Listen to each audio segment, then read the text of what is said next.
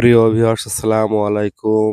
আরো একটি নতুন ভিডিও নিয়ে চলে আসলাম সাগর ট্রাভেলের পক্ষ থেকে। আমরা এখন আছি খুলনা। গত ট্রিপে আপনাদেরকে দেখাইছিলাম যে আমরা খুলনা রূপসা ব্রিজের নিচেই গাড়ি খালি করছি।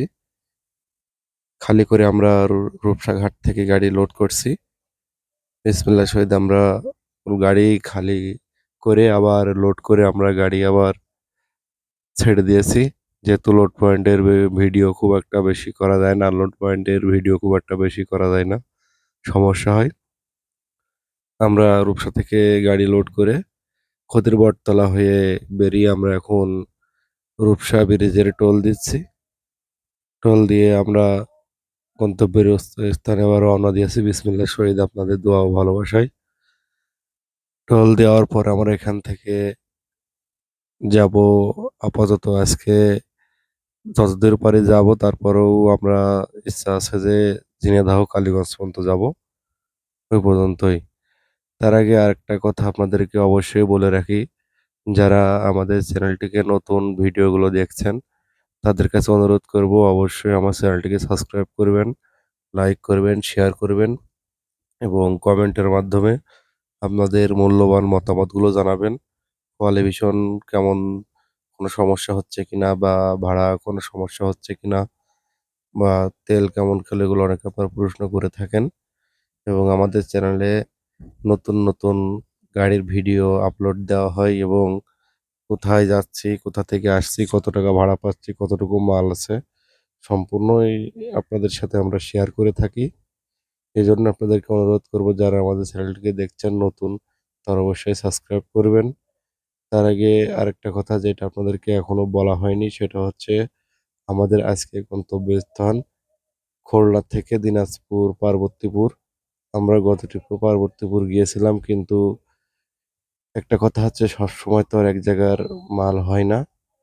জন্য যখন যেখানে হয় তখন সেখানে যেতে হয়। তারপরেও ঈদের পর থেকে অনেকগুলো ট্রিপ আমরা দিনাজপুর পার্বতীপুর যাচ্ছি, কারণ এখানে নতুন গোডাউন।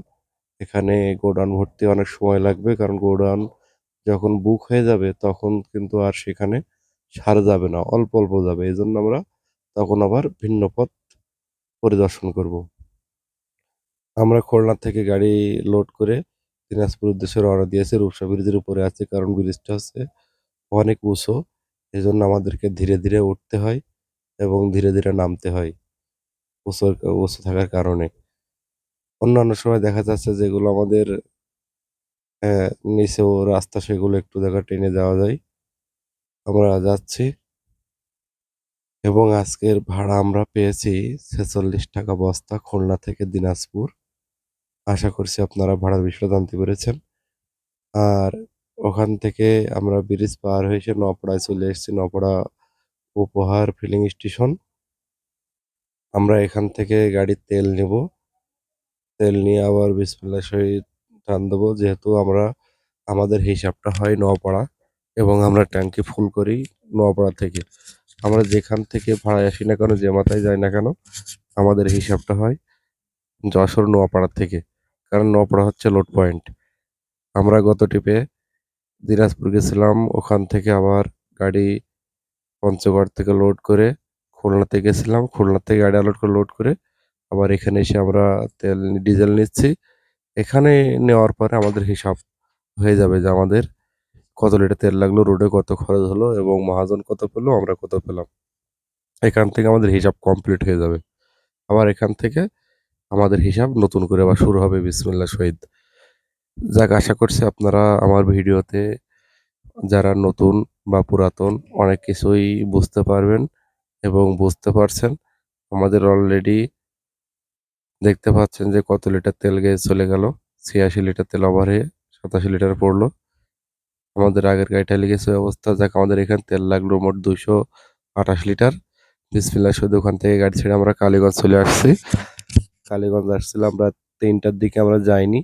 আমরা যেখানে গাড়ি কাজ, ইঞ্জিনের কাজ করাই, টায়ারের কাজ করি, ডাইনিং এর কাজ করি, পাতা সিটের কাজ করি, আমরা সেই গ্যারেজে চলে এসছি। আমরা এখানে বিসমিল্লাহ সহিত এখন একজন মিস্ত্রি ডাকবো, ডেকে গাড়িটায় সম্পূর্ণ চেক করে নেবো যে সবকিছু আমাদের বিসমিল্লাহ সহিত ঠিক আছে কিনা। ফিল্টারে হাওয়া দেব, দিয়ে আউটসাইডে কাজগুলো আছে সেগুলো আমরা কমপ্লিট করে নেব। নিয়ে চেক করে বিসমিল্লাহ শুধু এখান থেকে আবার আমরা রওনা দেবো। কারণ একটা গাড়ি রোডে চললে অনেক সময় অনেক পার্টস সমস্যা হয়। সেগুলো অনেক সময় দেখা যাচ্ছে আমরা বুঝতে পারি না। ওইজন্য আমরা একজন টেকনিশিয়ান দিয়ে বা মিস্ত্রি দিয়ে আমরা গাড়ির কাজকামগুলো দেখে নিই এবং কমপ্লিট করে নিই কোনো সমস্যা আছে কিনা।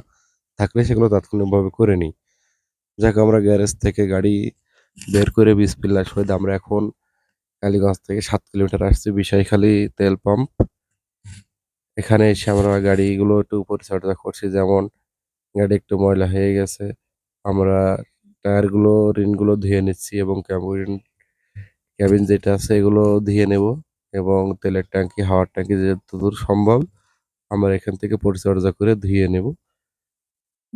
নিয়ে এখান থেকে আমরা গোসল করে খাওয়া-দাওয়া করে বিসমিল্লাহর সহিত বিকালে আবার এখান থেকে রওনা দেব। আসলে সব জায়গায় তো আর গাড়ি ধোয়া মোছা যায় না, সময় লাগে এবং পানি সংকট, এখানে বিদ্যুৎ নাই। থাকলে অবশ্যই আমরা মোটর দিয়ে গাড়িটি আরো ভালোভাবে ধুয়ে নিতে পারতাম এবং আরো পরিষ্কার পরিচ্ছন্ন করে নিতে পারতাম। এজন্য আমরা বালতি দিয়ে ট্যাপ থেকে পানি নিয়ে এসে আমরা চাকাগুলো পরিষ্কার করে নিচ্ছি এবং ক্যাবিনটি ধুয়ে নিচ্ছি। যারা আমার চ্যানেলটাকে এখনো সাবস্ক্রাইব করেননি তাদেরকে অনুরোধ করব যে নতুন ভিডিও পেতে আমাদের চ্যানেলটিকে অবশ্যই সাবস্ক্রাইব করবেন। আমাদের পাশে থাকবেন, লাইক করবেন, শেয়ার করবেন এবং কমেন্টের মাধ্যমে কিছু জানার থাকলে অবশ্যই জানার চেষ্টা করবেন, কমেন্ট করবেন। আমরা অবশ্যই তাৎক্ষণিকভাবে আমরা কমেন্টের উত্তর দেব। দেখো ওখান থেকে ছেড়ে আসার পরে রাত্রে ৭টার দিকে আমাদের কোম্পানির গাড়ির একটা টায়ার পাংচার হয়ে গেছে, সেটা আমরা কমপ্লিট করে নিচ্ছি। নিয়ে আবার টান দেবো বিসমিল্লাহর সহিত গাড়ি রওনা দেবো। আপনারা অনেকে প্রশ্ন করে থাকেন যে ভাই সিংড়া রোডে আমরা অনেক আগে গেছি। অনেক ড্রাইভার ভাইরা বাইরে থেকে আমাদেরকে ফোন দেয় যে ভাই সিংড়া রোডে অনেক আগে গেছি, এখন রাস্তার কি অবস্থা একটু জানাবেন প্লিজ। ভাই দেখতে পাচ্ছেন যে রাস্তার অবস্থা কি। যদি একটু বৃষ্টি হয়ে যায় বর্তমান রাস্তা বন্ধ হয়ে যাবে। এর আগেও এক রাত ফুল আমরা ছিলাম, বৃষ্টির কারণে রাস্তা বন্ধ হয়ে গেছিল।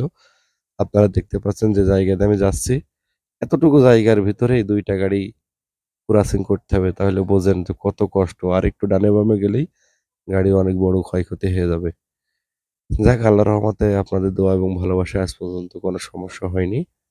আর বাদবাকি উপরওয়ালা তিনিই জানেন যে কদ্দুর কি অবস্থা হবে।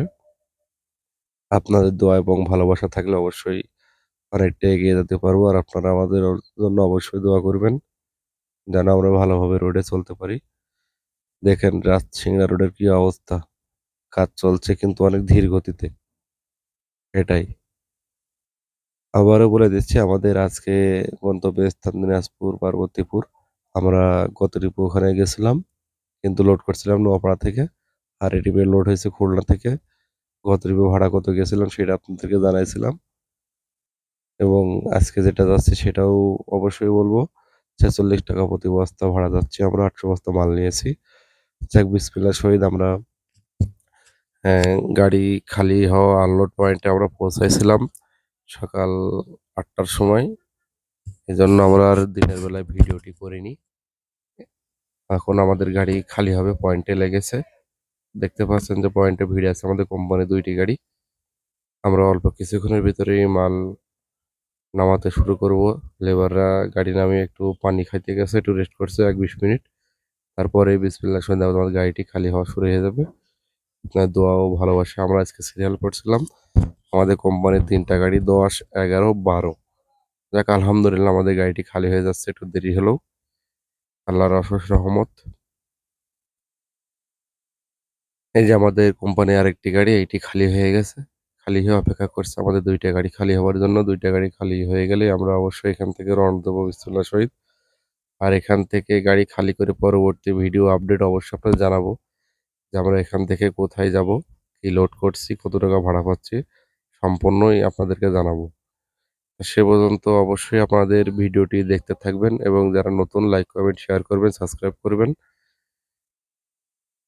কারণ আপনাদের অনুপ্রেরণা না পেলে তো আমরা তো ভিডিও করতে পারবো না। কারণ এত কষ্ট করে গাড়ি চলাচলের মধ্যেও ভিডিও করি। সবাই ভালো থাকবেন। আসসালামু আলাইকুম ওয়া রাহমাতুল্লাহ।